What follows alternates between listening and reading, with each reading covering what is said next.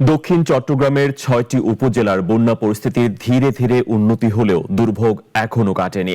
পানি কমতে শুরু করলেও হাজারো পরিবার এখনো পানিবন্দী। বিশুদ্ধ পানির সংকট, খাদ্যাভাব এবং ক্ষয়ক্ষতির ভার নিয়ে অনিশ্চয়তার মধ্যে দিন কাটছে দুর্গত মানুষের। এরই মধ্যে জেলা প্রশাসন, সেনাবাহিনী, বিমান বাহিনী ও বিজিবির সমন্বিত টিম কাজ শুরু করেছে। মোর্শেদুল আলমকে সঙ্গে নিয়ে আরো জানাচ্ছেন একে আজাদ।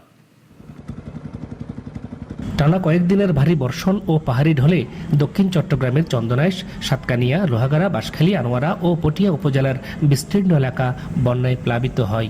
তলিয়ে যায় হাজার হাজার ঘরবাড়ি, রাস্তাঘাট, শিক্ষা প্রতিষ্ঠান এবং কৃষিজমি।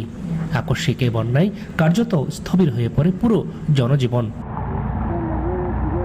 সকাল থেকে বৃষ্টিপাত কমে যাওয়ায় অনেক এলাকায় বন্যার পানি নামতে শুরু করেছে। তবে সাতকানিয়া, চন্দনাইশ ও বাঁশখালীর নিম্নাঞ্চলের বহু গ্রামে এখনও পানি আটকে রয়েছে। অনেক পরিবার বাড়ি ফিরলেও স্বাভাবিক জীবনে ফিরতে পারেনি। কোথাও এখনো ঘরে পানি, কোথাও বিচ্ছিন্ন রয়েছে সড়ক যোগাযোগ। বন্যার পানিতে নষ্ট হয়েছে ঘরের আসবাবপত্র, খাদ্য সামগ্রী এবং কৃষকের স্বপ্নের ফসল। বিশুদ্ধ পানির সংকট, খাদ্য অভাব ও স্যানিটেশন সমস্যার কারণে বাড়ছে স্বাস্থ্য ঝুঁকি। শিশু, নারী ও বয়স্করাই সবচেয়ে বেশি দুর্ভোগে পড়েছেন। দুর্গত মানুষের অভিযোগ, কিছু এলাকায় ত্রাণ সহায়তা পৌঁছালেও চাহিদার তুলনায় তা পর্যাপ্ত নয়। প্রকার সাহায্য কিছু আসে না আমাদের এখানে। তো আমরা আসলে বিশেষ করে খুবই নাজেহাল অবস্থায় আছি। আমাদের এলাকায় ঘরবাড়ি ডুবে গেছে, কোনো নৌকা নাই, কিছু নাই। এরকম হেঁটে হেঁটে 1 কিলোমিটার পর্যন্ত এরকম করে আসতেছি। এই এলাকার মধ্যে এত বয়স হইতে 40-45 বছর বয়স হতে এতখান পানি নাও দেখি। দ্রুত ত্রাণ ও জরুরি সহায়তা পৌঁছে দিতে কাজ চলছে বলে জানিয়েছেন জেলা প্রশাসক।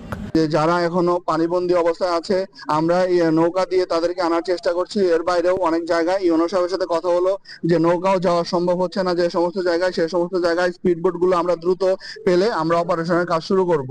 এবং আমরা অপারেশন কাজ শুরু করলে তাদের জন্য আমাদের প্রায় 670টি আশ্রয় কেন্দ্র প্রস্তুত করা আছে। ত্রাণ কার্যক্রম আরও জোরালো হচ্ছে বলে জানিয়েছেন সরকারের এই প্রতিমন্ত্রী। জেলা প্রশাসন, সিটি কর্পোরেশন, আপনাদের সংসদ সদস্য চেষ্টা করছে বাসা বাড়িতে পানিবন্দী মানুষের কাছে শুকনো খাবার পৌঁছে দেওয়ার জন্য। আমরা এই কার্যক্রম আরো বিস্তৃত করতে চাই, যাতে করে যার প্রয়োজন যাদের এরকম কোনো মানুষ যেন আমাদের এই সহযোগিতার বাইরে না থাকে।